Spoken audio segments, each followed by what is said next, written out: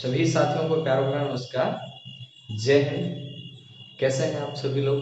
उम्मीद करता हूँ ठीक है, अच्छे हैं, मस्त हैं, स्वस्थ हैं, अपनी पढ़ाई को निरंतर आप लोग जारी रख पा रहे हैं। साथियों, आज का ये वीडियो जैसा कि आपने थंबनेल में देख लिया, बेसिकली उन लोगों के लिए होने वाला है जिन लोगों के मन में अभी भी शंकाएं हैं कि फर्स्ट ग्रेड के फर्स्ट पेपर के अंदर, जीके वाले पेपर के अंदर कितने मार्क्स लाने पर सिलेक्शन हो जाता है और जो टॉपर्स होते हैं, जिनकी टॉप रैंक आती है, उनके कितने मार्क्स होते हैं।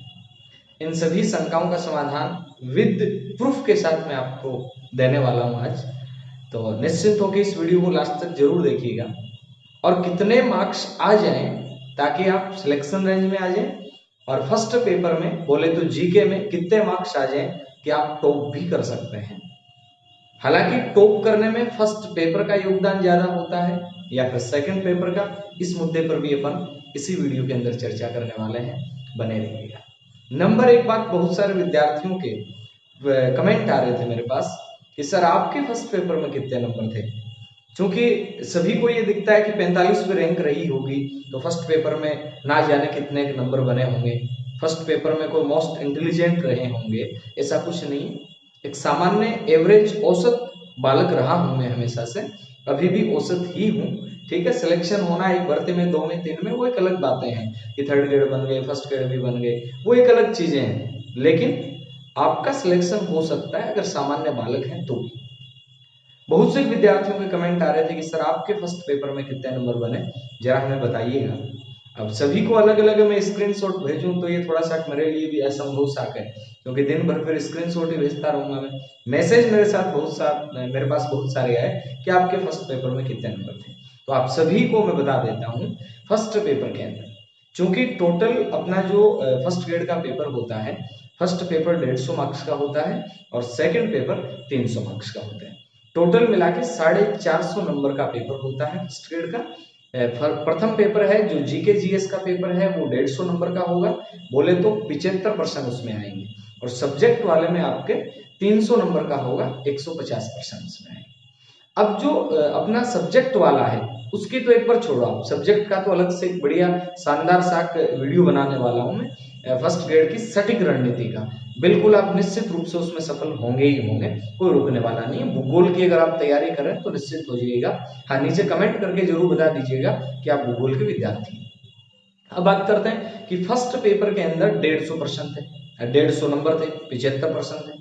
अब 75 में से मेरे कितने आए, क्योंकि जब अपन चर्चा करते हैं तो लोग अपने से अपेक्षाएं रखते हैं कि आप अपना स्कोर बताएं, और बताना भी चाहिए। अगर आप जेन्युइन हैं, अगर आप बिल्कुल सही हैं अपनी जगह, आप किसी प्रकार का कोई फ्रेब नहीं करते हैं, बिल्कुल जो बात है वो बताते हैं, तो साथियों मैं आपको बता दूं, प्रथम पेपर के अंदर मेरे 87 पॉइंट में 84 नंबर थे। कितने थे? 87 पॉइंट में 84। आप यूं मान लीजिएगा, राउंड फिगर में मानो तो 43 मान लो, नहीं 44% मान लो, कट पिट के मेरे बच गए थे। कितने परसेंट बच गए थे मेरे? 44% मेरे कट पिट के बच गए थे। 43 पॉइंट कुछ है तो मैं 43 ही बताता हूं लगभग, लेकिन 44% मेरे कट पिट के बच गए थे।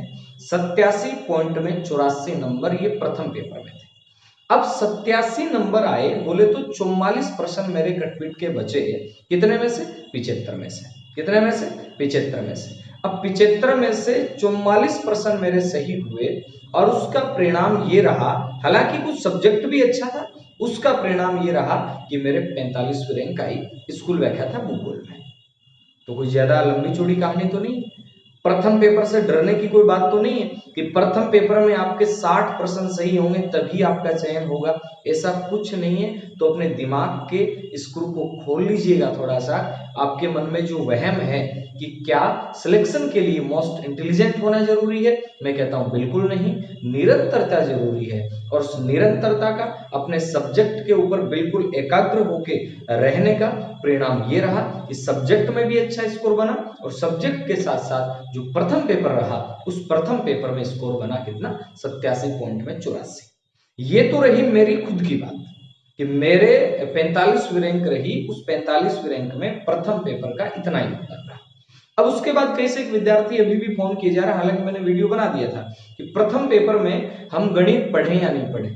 अगर आपको गणित नहीं आती है, अगर आपको इंग्लिश नहीं आती है, 2-3 सब्जेक्ट अगर ऐसे हैं छोटे छोटे वाले जो आपको नहीं आते, तो मेरी आपसे फिर एक ही सलाह रहेगी, आप उन सब्जेक्ट पे जितना टाइम देंगे, अगर उतना ही टाइम आप अपने विषय में देंगे, तो वहां आप उतने ही टाइम में और बेहतर कर पाएंगे। ये मेरी व्यक्तिगत राय, मानना नहीं मानना ये आपके अपने विवेक पर निर्भर करता है, और मानना चाहिए, क्योंकि मैंने आपको प्रूफ दिया है कि जब 87.84 नंबर आके मेरे 45वीं रैंक आ सकती है, तो आप अगर 40 नंबर 40 प्रश्नों के आसपास घूम रहे हैं, आपका सिलेक्शन भी हो सकता है और आपकी अच्छी रैंक भी आ सकती है। इसी बात का दूसरा उदाहरण मैं आपको दिखाऊं। मेरा एक स्टूडेंट महेंद्र स्वामी, जो ज्योग्राफी के अंदर 4 बार नेट जेआरएफ कर चुका है, सब्जेक्ट तो ऑलरेडी उसका ठीक था ही, सब्जेक्ट तो ऑलरेडी ठीक था उसका, लेकिन फर्स्ट पेपर में उसके कितने नंबर बने, उसका सिलेक्शन भी हुआ और ऑल राजस्थान उसकी 152वीं रैंक भी आई। उसके थे 74 पॉइंट में 32, समझ रहे, 74 पॉइंट में 32 का मतलब उसके 37% कट पिट के सही हो गए, और 37% मात्र 75 में से कितने 37%, और 37% सही हुए। उसका परिणाम ये था कि उसका 152वीं रैंक के साथ स्कूल व्याख्याता भूगोल के अंदर चयन हुआ। ये 2 उदाहरण नहीं है, ऐसे बहुत सारे उदाहरण आपको मिल सकते हैं। आपको केवल एक ही चीज पे फोकस करना है, निरंतरता बनाए रखनी है। फर्स्ट पेपर में पहले डिसाइड कर लो कि मुझे ये पढ़ना है, मैनेजमेंट पढ़ना है तो मैनेजमेंट ही पढ़ें आप, हिस्ट्री, मैनेजमेंट, करंट, इन 3 पार्ट को तो आपको पढ़ना ही है, क्योंकि इंडियन हिस्ट्री है 15 नंबर की आनी है, स्कूल मैनेजमेंट 15 नंबर बोले तो 15 प्रश्न स्कूल मैनेजमेंट के 15 प्रश्न आने हैं, करंट अफेयर्स के 10 प्रश्न आने हैं, 40 तो हो ही गए। 40 के बाद में इंडियन पॉलिटी, राजस्थान ज्योग्राफी 50 हो गए, हिंदी 55 हो गए, रीजनिंग 60 हो गई। ये 60 नंबर का मैटर तो ऐसा है जो हर विद्यार्थी कर सकता है। इसके बाद इंग्लिश, गणित और साइंस, ये 15 प्रश्न जो ऐसे हैं कि जो एक सामान्य विद्यार्थी है उसके लिए थोड़ा सा अगर सही नहीं है तो इनको स्किप कर सकता है, कोई बड़ी भारी बात नहीं है, कोई तूफान नहीं आ जाने वाला है, इनको छोड़ देने से कोई तूफान आ जाएगा। इसलिए आप इन 60 प्रश्नों की अगर बेहतर तैयारी करेंगे तो आप 40 के आसपास पहुंच जाएंगे। और आपको मैंने 2 प्रमाण दिए हैं, और ऐसे 2 नहीं, ऐसे हजारों प्रमाण मैं आपको दे सकता हूं, जिनके फर्स्ट पेपर में एवरेज स्कोर रहा है, सेकंड पेपर में मेहनत से उन्होंने और थोड़ा सा अप कर लिया और उनका रैंक के साथ चयन हुआ है। तो ये तो दिमाग से निकाल ही दें कि रैंक लाने के लिए, सिलेक्शन लाने के लिए फर्स्ट पेपर में कितना स्कोर सेफ है। दोनों मैंने उदाहरण दे दिए, मेरे खुद के 45वीं रैंक आई, नंबर कितने थे 87 थे, बोलने का मतलब 44% लगभग सही थे। और बात करें महेंद्र स्वामी के तो इसके कितने थे 74 पॉइंट में 32, यानी 37% इसके बिल्कुल कटपीट के बच गए थे 75 में से। कितने में से 75 में से। एक बात होगी। नंबर 2 बात, क्या सिलेक्शन के लिए होशियार होना जरूरी है? मैं कहता हूं बिल्कुल जरूरी नहीं है। अगर आप औसत विद्यार्थी हैं तो भी आपका सिलेक्शन हो सकता है। तीसरा प्रश्न, रीट में चयन नहीं हुआ, क्या हो सकता है? रीट में स्कोर कम बन रहा है, क्या हो सकता है? मैं कहता हूं बिल्कुल हो सकता है। ऐसे बहुत से उदाहरण मेरे पास है जिनका रीट में नहीं हुआ, फिर उनका सेकंड ग्रेड में हुआ।